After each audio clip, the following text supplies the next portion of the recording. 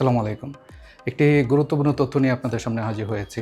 আপনারা যারা ইমিগ্রেশনে যান, অনেকে মনে করেন যে দেশে আপনি যাচ্ছেন তারা জানবে না বা তারা আপনার ভিসা নিয়ে কিছু করতে পারবে না, কারণ আপনি ভিসা পেয়ে গিয়েছেন।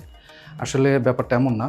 আপনি যখন কোনো পোর্টে যাবেন বা কোনো এয়ারপোর্টে যাবেন, এটা হোক America, England, Russia, Germany, Canada, যে কোনো দেশ হোক, আপনি যদি এয়ারপোর্টে গিয়ে কোনো এয়ারপোর্টের কর্মকর্তাকে বা কর্মচারীকে হুমকি দেন বা আপনি যদি মনে করেন আমার ভিসা ক্যান্সেল করার কোনো সুযোগ নেই, তাহলে আপনি ভুলের মধ্যে আছেন।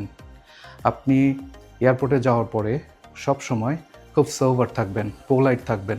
তারা যাই করতে বলে তা সুন্দরভাবে মেনে নিন এবং তাদের সাথে কোনো ধরনের আর্গুমেন্টে যাবেন না।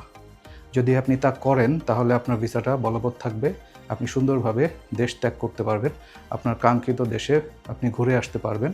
আপনার কাঙ্ক্ষিত দেশে আপনি পড়ালেখার জন্য যেতে পারবেন। কোনোভাবে কোনো এয়ারপোর্টে, কোনো পোর্টে আপনি আপার হ্যান্ড অর্থাৎ কোনো সুযোগ নেওয়ার চেষ্টা করবেন না এবং কোনোভাবে কোনো অবৈধ কাজ করার চেষ্টা করবেন না। সবসময় ওই কর্মকর্তাদের সাথে কোঅপারেট করুন এবং সুন্দরভাবে আপনার ফ্লাইটে উঠুন।